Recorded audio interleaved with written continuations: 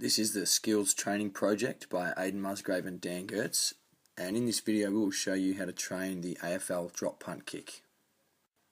The drop punt kick is the most used kick in the AFL as it is the most reliable kick for distance and also for accuracy due to the end over end spin, which also makes it easy for teammates to mark. It can be used to kick the ball down the ground towards teammates or for kicking at goal to win the match, just like Tom Hawkins here. The drop punt would be classified as more of a gross than a fine motor skill due to the large muscle groups involved in the swinging of the leg. However, the skills to maintain the grip of the ball would be classified as fine motor skills.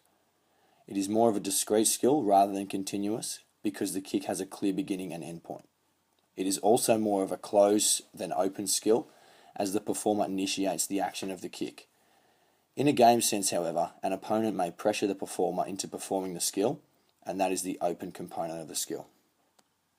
According to Gentile's two-dimensional taxonomy, our skill fits into both categories 3D and 4D. The 3D category involves no inter-trial variability, which would be the case when performing the skill in isolation. However, in a game sense, there would be inter-trial variability, placing the skill in the 4D category. Key aspects of the drop punt kick include the ball grip. The stitching running down the sides of the ball should be on or between your middle and ring fingers on both hands so you know the ball is nice and straight. You should have the laces of the ball facing upwards and ensuring your fingers and thumbs are fully spread, fitting the curve of the ball. Body and ball position are very important parts to ensure your kicking is as accurate as it can be. It is important to make sure you are facing your target, to have your head slightly bent over the ball, and to hold the ball over the thigh of your kicking leg.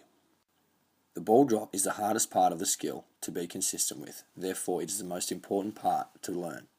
During the ball drop, your preferred hand is guiding the ball down towards your foot, while your opposite hand is held out for balance. It is important to make sure the ball is almost pointing vertical as it approaches your foot. Ball contact. When making contact with the ball, you should try to aim to hit the bottom third of the ball in order to give it the backward spin which characterises the drop punt. The ball should also be in line with the kicking leg in order for it to go straight. The ball flight is an essential part of the drop punt, as the backward end over end spin is what distinguishes it from other kicks. When teaching someone how to perform the kick, the ball flight is the first thing that is looked at to see if they are performing the skill correctly.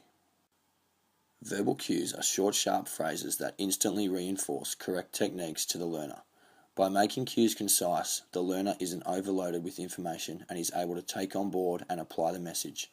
Our verbal cues include lean forward, straight arm, ball over knee, eyes on the footy, and kick through the footy. We believe that these cues should help the learner understand how to improve the key components of the skill, particularly early in the program. The stages of learning.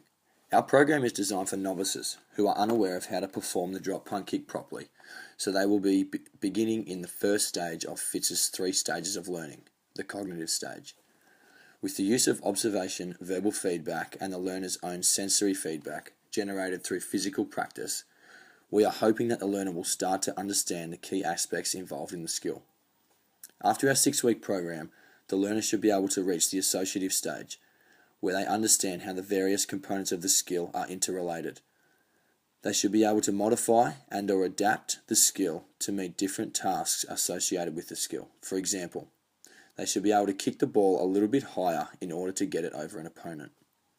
It will take the learner a lot longer than 6 weeks to reach the autonomous stage, where the movements become more automatic and require minimal amounts of thought. Measuring our performance. In order to determine whether the learner has improved the skill or not, they will perform a test at the beginning and end of the program where they will get qualitative and quantitative results based on their performance.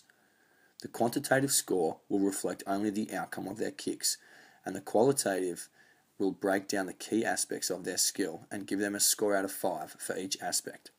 A retention test will be used 1 week after the program, which will give an idea of how well the skill has been learnt.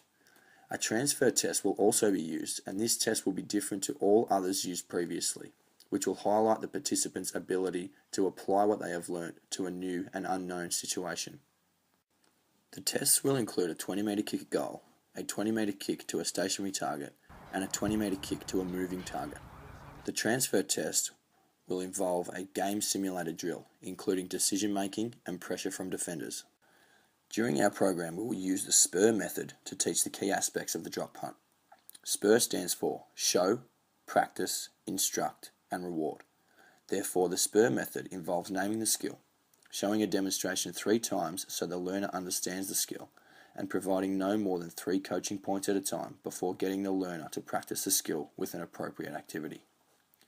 After they have practiced the skill, it is important to give them feedback on their performance, and also to encourage and reward good effort and achievement. Using augmented feedback will allow us to inform the learner what they are doing right or what areas need work with their attempts at the skill. Using both knowledge of results and knowledge of performance, through quantitative and qualitative testing, we are able to give the learner a score on the outcome of the skill, but also break the skill down further to each key aspect in order to give them more in-depth feedback. We need to make sure that the learner does not become too dependent on the knowledge of results, as this can have detrimental effects on learning by blocking the process of intrinsic sources of feedback. Therefore, as the program progresses, we will taper off the amount of feedback given to encourage them to make their own judgments on the success of their performance. Part versus whole practice. The drop punt is considered high in task complexity as there are multiple components of the skill. However, it is also considered high in task organisation as these components are closely linked with each other. For this reason, it is essential to expose the participant to both part practice, which will break down the skill, and whole practice, which will use the skill as one motion. At the beginning of the program, we will work mostly on key components of the skill through block practice, which has been shown to be more beneficial for beginners because it allows greater practice through more repetitions. However, block practice can become repetitive and boring, so to enhance program adherence and motivation, it is important to use whole and variable practice, which can be more enjoyable for the learner. Motivation strategies. It is important that the learner is always concentrating and stays motivated throughout the program in order to achieve optimal learning. For younger learners, rewarding effort and achievement with small extrinsic rewards, such as lollies, can have great effects on their motivation, as well as using more demonstrations rather than verbal instructions.